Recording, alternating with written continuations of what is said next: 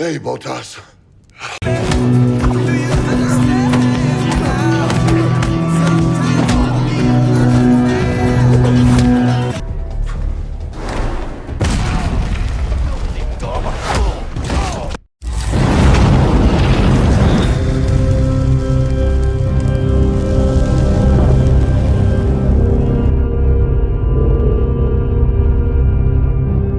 Film diawali dengan diperlihatkannya wilayah Budapest, Hungaria, tempat di suatu acara yang sedang diselenggarakan. Tibalah beberapa mobil mewah dan terlihat seorang pria bersama wanita turun dari mobil tersebut. Ternyata pria itu adalah seorang pria kaya raya sekaligus penjahat kelas kakap. Saat pria itu memasuki sebuah ruangan khusus acara pesta itu digelar, terlihat seorang pria bertubuh kekar yang bernama Joe yang sedang memeriksa keadaan di sana. Lalu acara itu pun dibuka oleh sebuah pertunjukan tari.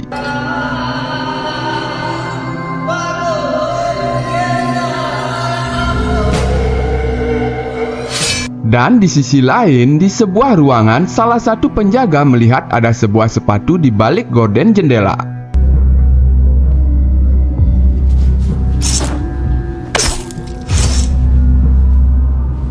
Kemudian Joe menghabisi satu persatu para anak buah pria kaya itu hingga dia masuk ke dalam ruangan yang di dalamnya ada pria kaya tersebut dan langsung segera menghabisinya.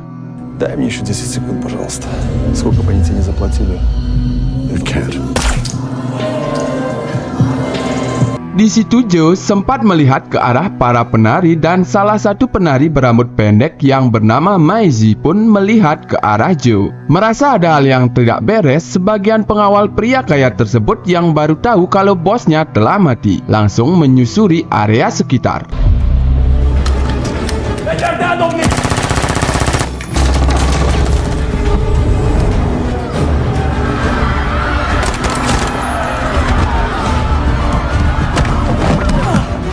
Ketika Joe akan pergi dari tempat itu, tiba-tiba pandangan Joe kabur akibat penyakit yang dia derita selama ini. Setelah pandangan Joe perlahan kembali pulih, dia melihat seorang wanita penari yang tidak lain adalah Maisie yang terinjak-injak. Dengan cepat Joe segera mengambil ponsel Maisie yang jatuh dan menyelamatkan dirinya. Namun tiba-tiba penyakit Joe kembali kambuh dan saat Maisie akan memberikan segelas air pada Joe, tiba-tiba Joe sudah menghilang. Sesampainya di rumah, Joe meminum obat pereda rasa sakitnya agar tidak terlalu parah dan segera beristirahat.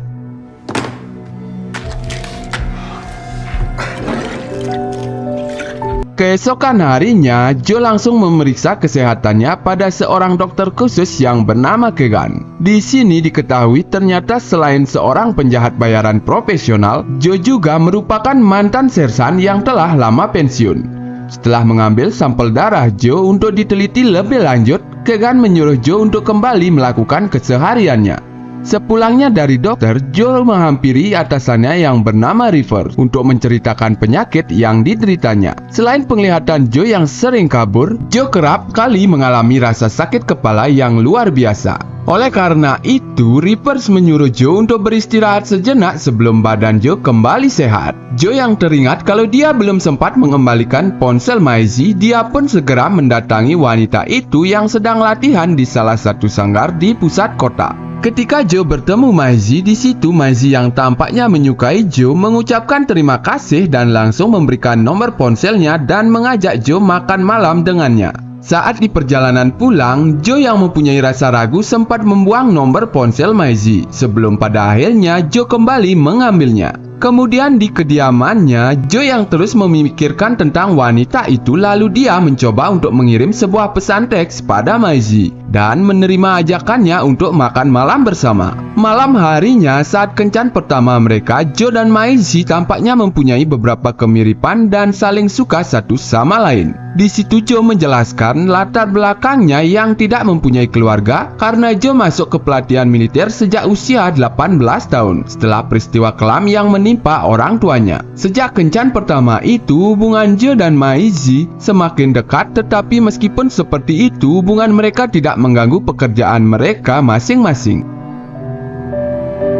Beberapa waktu kemudian, Joe menemui Reapers. Di sini diketahui kalau Joe merupakan salah satu anggota organisasi The Killer Games. Kemudian Joe mengatakan kepada Reapers kalau dia ingin berhenti dan keluar dari pekerjaannya saat ini sebelum Maisie mengetahuinya. Lalu Joe diberi dua jalan keluarnya oleh Reapers, yaitu keluar dari keadaan bersih atau keluar dengan keadaan terkapar. Karena Joe sendiri hampir saja keluar dari aturan tersebut. Jika Joe ingin tetap di dalam organisasi, menyuruh Joe untuk jujur pada Maisie kalau dirinya adalah seorang pembunuh bayaran. Jika tidak mau melakukan hal itu, Joe harus keluar dari organisasi. Sontak perkataan itu pun membuat Joe menjawab kalau dia sudah lelah dan ingin keluar dari organisasi The Killer Games. Oleh karena itu, sebelum dirinya pensiun, Joe mengajak Reapers dan istrinya yang bernama Sharon agar datang ke pesta ulang tahunnya nanti malam. Saat malam harinya, ketika mereka sudah berkumpul di acara pesta ulang tahun Joe, Sharon mengatakan kepada Maisie bahwa dirinya sudah mengenal Joe selama 20 tahun. Dan Joe ini adalah tipe pria tertutup. 2 hari kemudian, Joe dipanggil oleh Dr. Kegan yang syok melihat hasil uji laboratorium yang mengatakan kalau Joe menderita penyakit Crossfall, yaitu kelainan neurodegeneratif. Di situ Kegan menjelaskan kepada Joe bahwa diintegrasi neuron motorik yang menyebabkan koordinasi, sakit kepala parah, kebutaan hingga kematian. Dan tidak ada obat untuk penyakit Joe yang telah parah ini, karena Kegan telah menguji sampel tersebut pada laboratorium terpisah, dan hasilnya semuanya sama. Jalan satu-satunya hanyalah melakukan perawatan selama 3 bulan. Mendengar semua penjelasan dari Kegan, Joe yang tidak ingin berpisah dengan Maisie lebih memilih untuk pulang dan pasrah akan hidupnya. Setibanya di rumah, Joe yang penasaran, dia mencoba mengecek di internet seberapa parah penyakit yang dia alami. Ternyata omongan Kegan benar, tidak ada satu pun obat yang bisa menyembuhkan penyakitnya. Sejenak Joe pun merenung mengingat masa-masa indahnya dengan wanita yang dia cintai. Demi Maisie bisa hidup tentram dan damai, Joe mengemasi sebagian uang simpanannya dan semua senjata yang kemudian dia buang di tengah sungai.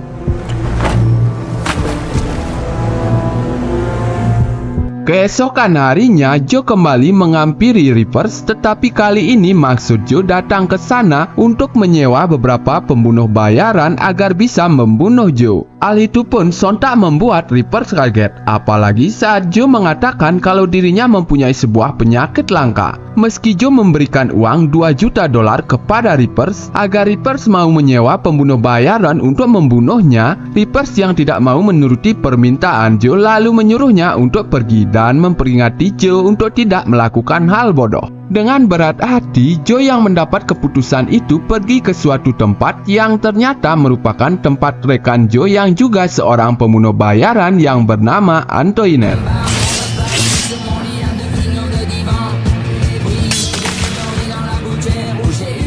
Di situ Antoinette yang mengenal Joe karena Joe pembunuh terbaik di Eropa menolak permintaan Joe, tetapi saat Joe mengatakan kalau dia akan memberi Antoinette uang senilai $2 juta, Antoinette pun berjanji akan menuruti permintaan Joe.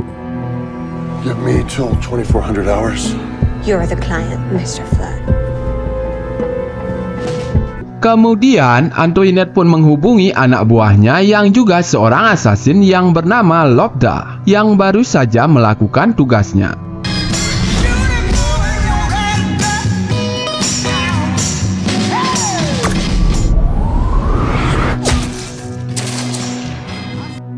Mengetahui targetnya adalah Joe, Lobda yang tidak mau mati konyol menolak permintaan Antoinette. Karena Lobda tidak mau melakukannya, Antoinette pun segera menghubungi rekannya yang lain, yaitu kelompok Goyang Gang. Terlihat kedua kelompok itu baru saja beres melakukan tugas mereka masing-masing.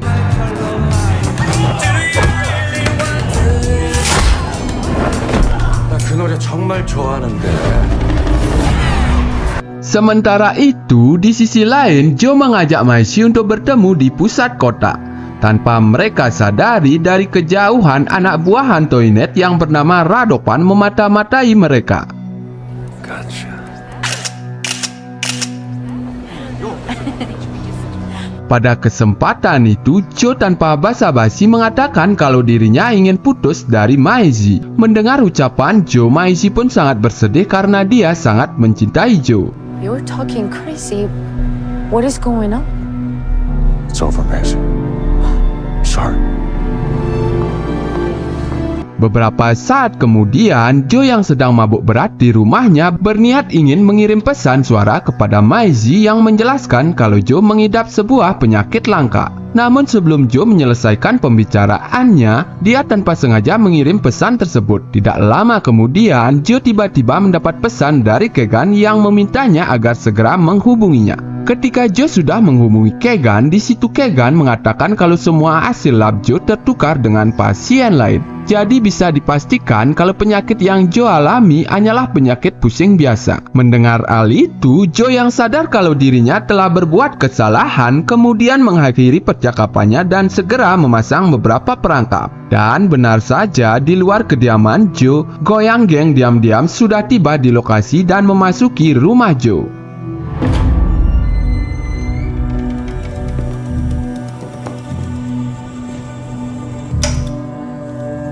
Sebelum kekacauan terjadi, Joe mengatakan kalau dirinya ingin membatalkan kontraknya. Mendengar ucapan tersebut, Goyang Gang yang sudah terlanjur menerima kesepakatan pun tidak mau menerima permintaan Joe.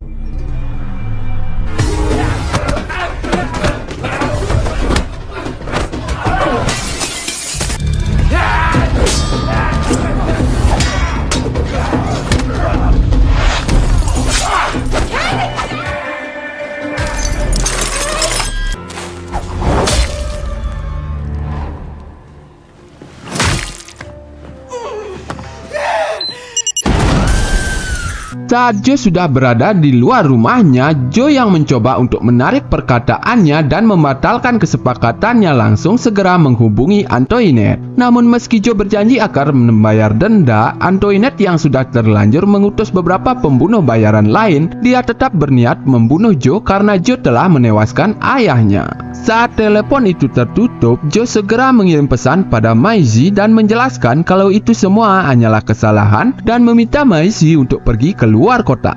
Tidak lama kemudian, tanpa diduga muncul Langos Bros dan langsung menyerang Joe menggunakan motor mereka.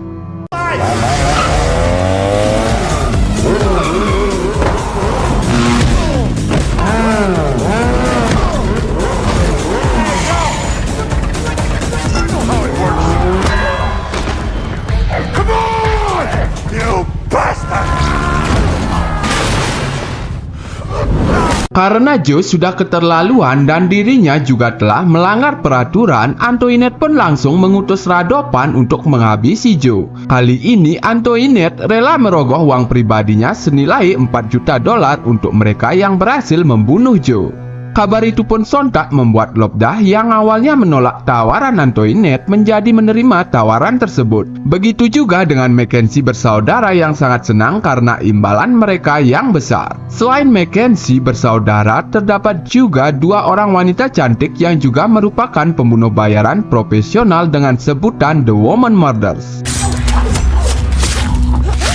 Ditambah lagi seorang maestro hebat yang bernama Botas yang ikut serta dalam permainan kali ini.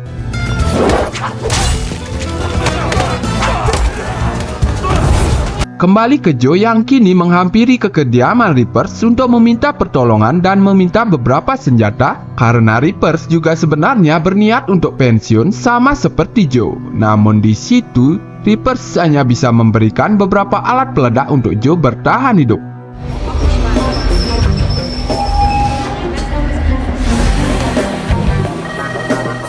Tepatnya di sebuah stasiun kereta api Kaeleti, terlihat Lobdah yang baru turun dari kereta pun langsung dihubungi oleh Antoinette yang mengatakan kalau Joe mempunyai seorang kekasih dan dia akan mengirimkan datanya kepada Lobdah. Antoinette juga telah mengutus seorang supir yang merupakan sepupunya untuk perjalanannya agar Lobdah dapat segera menghabisi Joe bersama kekasihnya. Kembali ke Joe, Sharon yang melihat badan Joe pegal-pegal. Sharon yang ternyata adalah seorang ahli pijat mencoba untuk memijat Joe.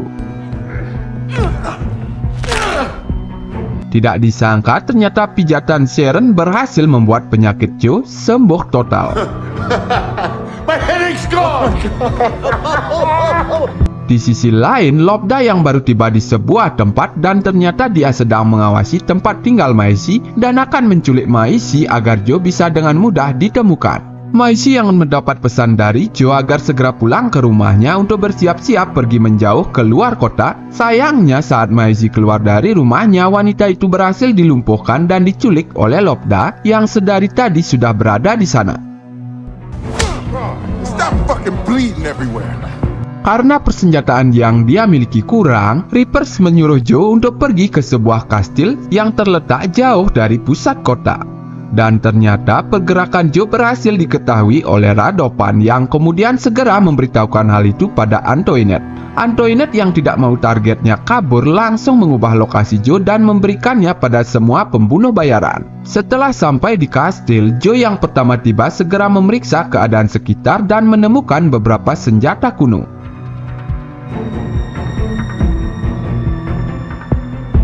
Di sisi lain, ketika dalam perjalanan, Lobda menceritakan pada Maisie tentang profesi dari Joe yang merupakan seorang pembunuh bayaran hebat.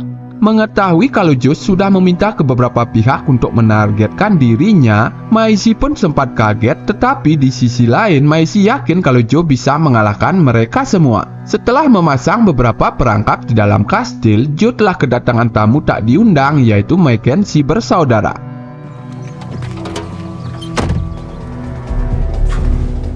Dengan melemparkan sebuah granat yang menjadi serangan awal yang dilakukan oleh Joe, pertarungan di antara mereka pun dimulai.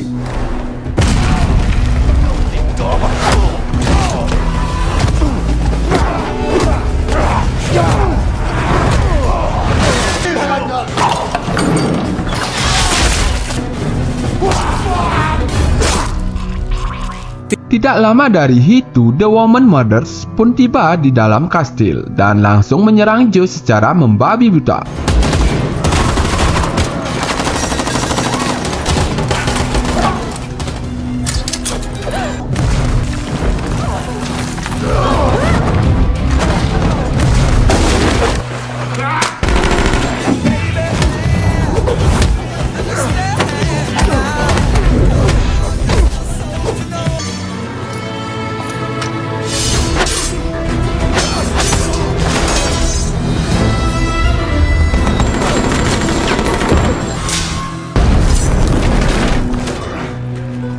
Sesaat kemudian, Mane, Maisie dan juga Lobda pun akhirnya tiba di luar kastil. Untuk memastikan situasi di sana, Lobda menyuruh Mane untuk menjaga Maisie, sementara dirinya akan menghubungi Joe terlebih dahulu. Mengetahui kalau Maisie kini berada di tangan Lobda, Joe pun meminta Lobda untuk tidak menyakiti wanita yang dia cintai. Di tengah pembicaraan mereka, Joe diberitahu oleh Lobda kalau Radovan bersama kelompoknya kini sudah ada di luar kastil. Menyadari hal itu, Joe yang kesal kembali untuk bersiap-siap menghadapi pasukan Radovan yang jumlahnya cukup banyak. Sementara itu, di dalam mobil, Maisie meminta Mane untuk mengajaknya berjalan-jalan keluar sejenak untuk meregangkan kakinya yang kesemutan. Kembali ke para pasukan Radovan yang berhasil dihabisi oleh Joe satu persatu.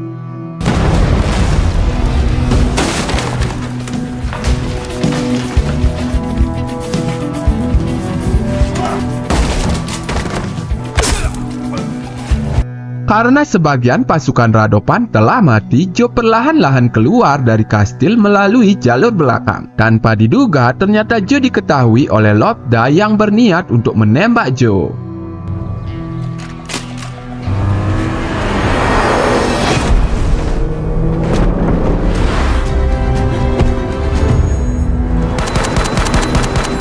Lobda yang mengetahui kalau semua ini adalah ulah Mane yang bodoh, dia pun menjadi jera dan tidak mau lagi mengajak Mane bersamanya. Oleh karena itu, Lobda meminta bayaran lebih pada Radovan untuk memberitahukannya kepada Antoinette. Di lain sisi, ketika dalam perjalanan, Maisie marah besar pada Joe karena Joe tidak mau jujur dengan profesinya. Di situ, Maisie pun menjelaskan kalau selama yang dilakukan Joe itu benar, yaitu membunuh para penjahat, Maisie akan tetap menerima Joe. Apalagi saat ini Maisie sedang mengandung anak dari Joe. Sayangnya, sebelum percakapan mereka berakhir, Maisie tiba-tiba pingsan tidak sadarkan diri. Joe yang melihat kalau Maisie mengalami luka akibat tembakan peluru dari Radovan, segera membawa Maisie ke sebuah gereja yang berada cukup dekat dengan mereka saat ini. Stay with me. Karena jarak dokter dan rumah sakit cukup jauh, sang pastor yang menghampiri mereka menyuruh Joe untuk melakukan pertolongan pertama. Untungnya, tidak lama kemudian, Maisie tersadar dan mengatakan kalau dirinya hanya mendapat luka gores dari peluru yang ditembakkan oleh Radovan. Pada kesempatan itulah, tanpa diduga, Joe mengajak Maisie untuk menikah karena di dalam agama mereka, apabila seorang pria yang penuh dosa harus melakukan pertobatan terlebih dahulu. Joe yang sadar akan dosa-dosanya mencoba melakukan pengakuan dosa. Sang pastor yang mendengar banyak sekali tindakan kejam yang dilakukan Joe sangat kaget. Apalagi saat Joe berkata jujur kalau dirinya kini sedang diburu pembunuh bayaran. Karena waktu mereka tidak banyak, sang pastor pun mengampuni semua dosa-dosa Joe. Setelah itu, Joe dan Maisie pun dinikahkan dengan cincin mas kawin berupa kunci granat yang dibawa Joe. Saat mereka berdua akan resmi menikah, tanpa diduga Lobda tiba-tiba muncul dan menembak sang pastor. Tidak lama kemudian muncul juga Radovan bersama kelompoknya yang justru menyerang Lobda. Karena Radovan tidak ingin Lobda menang dalam permainan, sang pastor pun segera dibawa Joe masuk ke sebuah ruangan dan diberi pertolongan pertama oleh Maisie.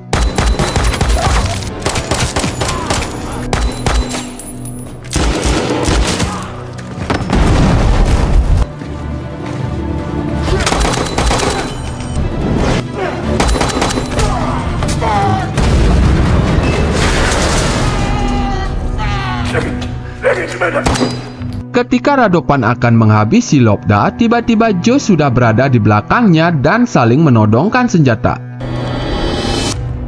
Saat Joe menarik pelatuk senjatanya, sangat disayangkan pelurunya sudah habis. Unlucky.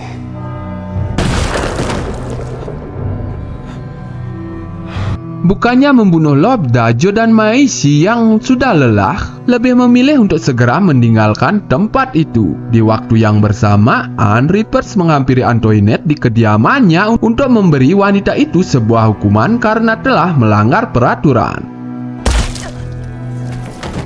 Setelah kejadian itu, terlihat Lobda yang selamat dan sudah mendapatkan perawatan di kediamannya. Dia pun masih dendam kepada Joe. Beberapa hari kemudian, akhirnya Joe dan Maisie melakukan sebuah acara pernikahan setelah Joe memutuskan untuk pensiun. Acara itu juga dihadiri oleh sahabat Maisie, Reapers, dan juga Sharon, yang tampak senang melihat hubungan Joe dan Maisie yang harmonis. Dan film pun berakhir.